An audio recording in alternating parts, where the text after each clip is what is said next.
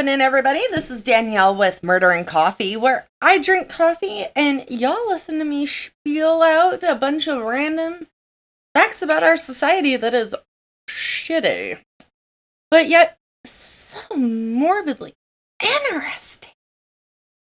God, is so interesting. I'm, in love with it.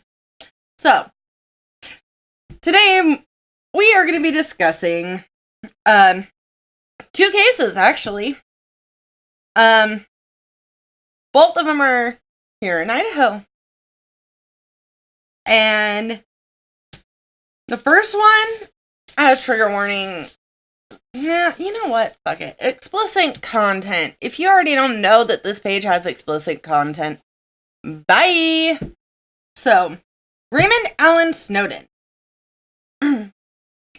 So, in September of 1956, Snowden had been seen with a young lady named Cora Dean at the Idaho club, known as Savvy's now, and 50 other different club names at this point in time, in Garden City. Dean's husband had recently passed, and she was known to frequent the bars in the area to mingle and gamble to distract herself. And then one night, September 23rd, 1956, Cora Dean went to the Idaho for another night of entertainment and met Snowden. She would not be returning to the club again. Dean was found in the alley behind the club the next morning, stabbed 29 times. Though her throat had been cut and her spinal cord severed before she was stabbed. Not many times. Garden City police officers arrested Snowden on a hunch, remembering a prior arrest for his threatening of a former girlfriend, killing her, saying he was going to kill her by cutting her spinal cord. Snowden had run into Hannafin's cigar store on Main Street after the murder. Now, Hannafin's recently just closed down after 111 years, you guys. Beautiful building inside and out. It was well fucking maintained. Where witnesses recall him rushing into the restroom and not being seen for quite some time after. The murder weapon was found in the gutter, right outside of the cigar shop. Snowden was sentenced to death by hanging after it was decided that the time he took to open his pocket knife was cause for a verdict of premeditation.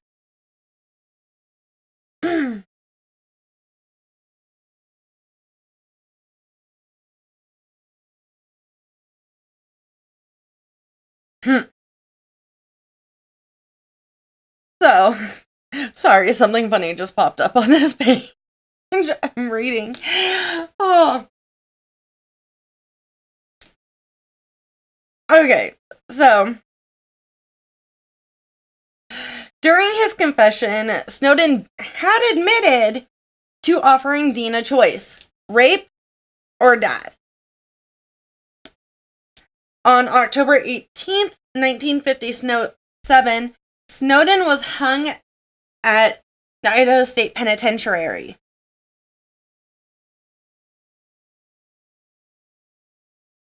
He was the last person to be executed on the prison grounds, and the last man ever to be executed by hanging in the state of Idaho. However, something did go wrong with the noose, and instead of the noose breaking his neck, he dropped through the floor and was sitting there being strangled for 16 minutes before he passed.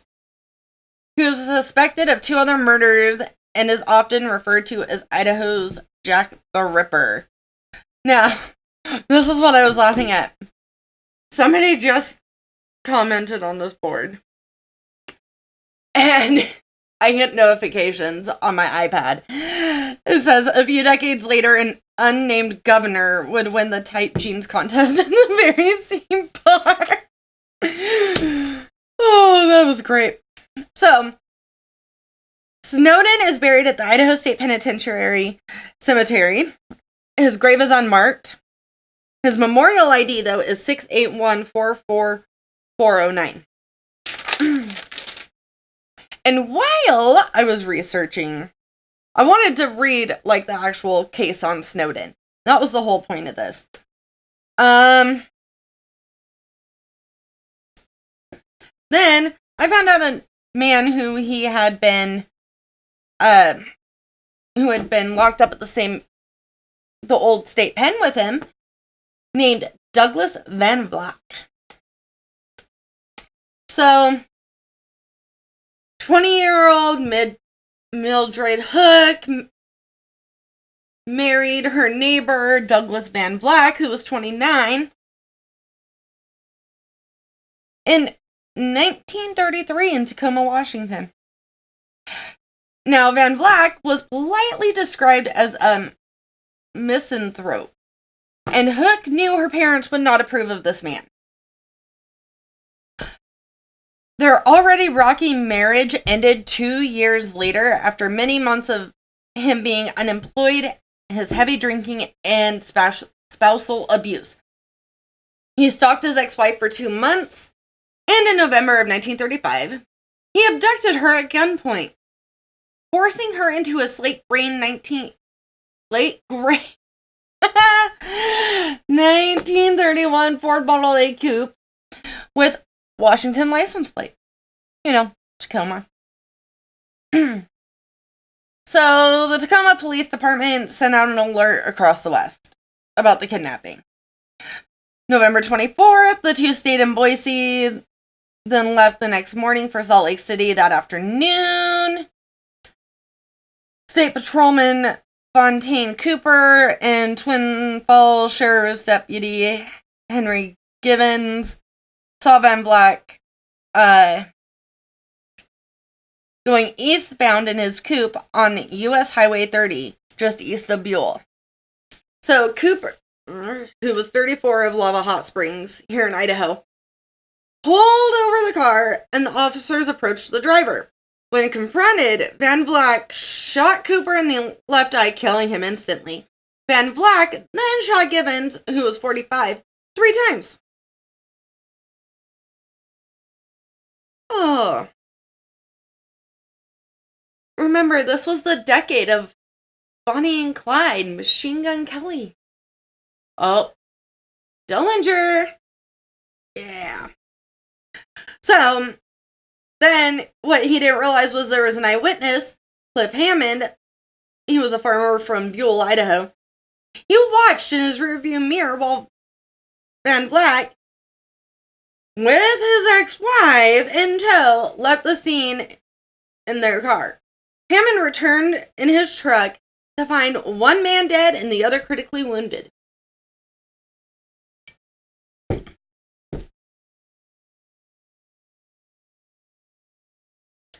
So, he took Givens to the Twin Falls County Hospital and telephoned Sheriff Edwin F. Prater. Now, he sent out his fucking posse, dude. Meanwhile, Van Vlack abandoned his car in, like, a dry irrigation canal on the salmon tract near Berger. On the morning of November 25th, the sheriff's posse found Van Vlack alone trying to stay warm in the borrow pit on U.S. Highway 93, 2 miles north of Hollister. Carl Groth, an employee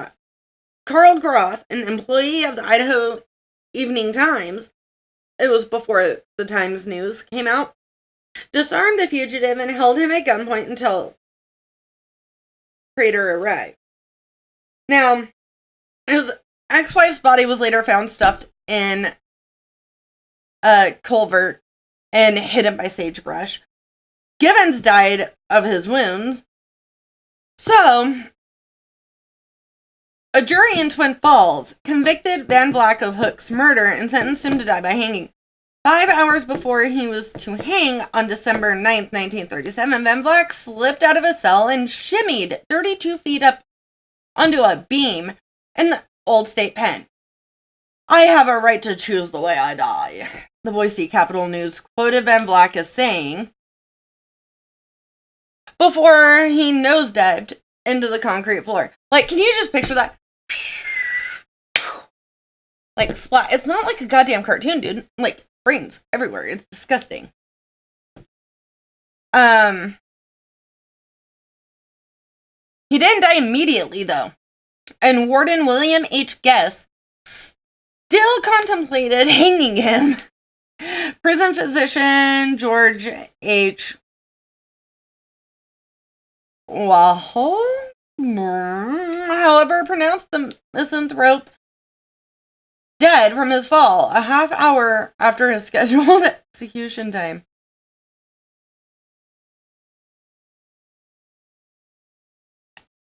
That's just fucking intense.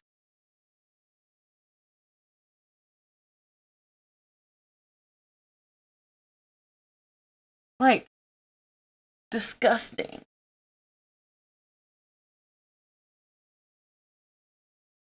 So yeah, that is part of the history of my state. Isn't that great? Y'all are lucky. Maybe next week you'll get some Utah, where I was born and raised for most of my life. Shout out to True Crime Garage. Go check them out. Dateline podcast. What else? Please hold. I have so many of them on here. It's kind of disturbing. According to my husband. Cult, Crime Junkie, Small Town Murder, The True Crime Enthusiast podcast. That one is fucking dope. True Crime Squad, The Crime Historian. Right now, I'm listening to Dillinger on it. Oh my god. It is amazing. What else? Unsolved Murders, Serial Killers, and Today in True Crime. And my favorite murder. As you can tell, I have quite a collection over here in my little area that I listen to regularly. Actually, I wanted to find out about, what is it?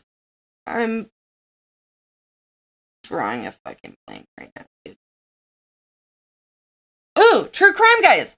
There we go. That one's another one. I wouldn't have heard about Small Town Murder if it wasn't for the fact that my coworker, he's studying to be a lawyer. He's the one who found it. And he told me about it. So I went straight to Spotify and started listening, and I'm fucking hooked. Yeah. So, also check out Housewives of True Crime. So, yeah, I have quite a fucking list if you can't tell. My cup, in case you're wondering, you curse too much, bitch. You breathe too much, shut the fuck up. My buddy Will, shout out, actually got it for me a few years ago as a birthday present, and I fucking love this mug.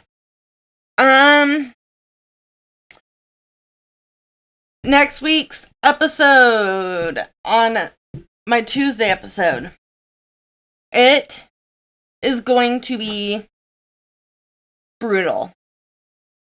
I'm going to be honest. It's going to be like fucking super brutal and super intense and extremely uncomfortable, because there is sexual assault going on in the school and child molestation, that sort of thing. So, I'm just going to give you that trigger warning right now, because it's going to be pretty gnarly. And yeah.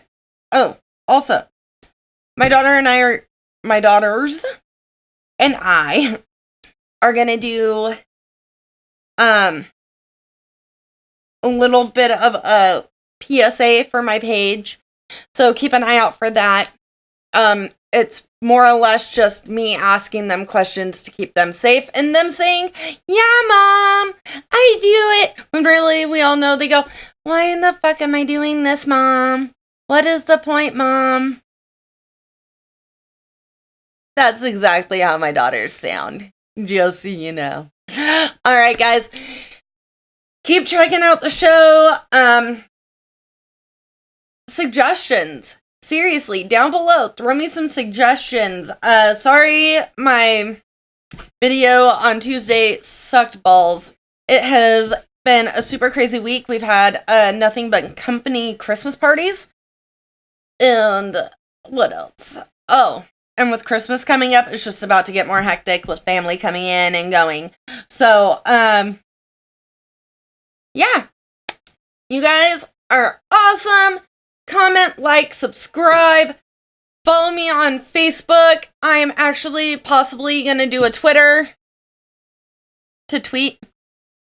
And yeah, y'all keep going, and I will be back next week. What are you doing? You want to come say hi to my camera? You guys want to come say hi? Yeah. All right. I want Daddy. Daddy went to band. Say, comment, subscribe. There's kind of watch Ryan play you. All right, everybody. 2 out of 3 kids. Bye. Say bye. Bye. Blow a kiss. Ready? This is how Mommy ends her videos. Ready? 1, 2, 3. Mwah! Bye. Keep checking it out, guys. I'm going to have a poll. Like, comment, subscribe, hit that Notification bell. yeah. And follow me on Instagram and Twitter. Negative. I have a Facebook. Oh. Full. I have a Facebook. All right, guys. Got a party crashed here. She'll be in the PSA we're going to be putting out on the page. What else? Hey, Kaylin. Huh. Favorite crime? Crime junkie. See, my kids are into it too. All right, everybody. Have a great day, great night, great morning, whatever the fuck it is. Mwah.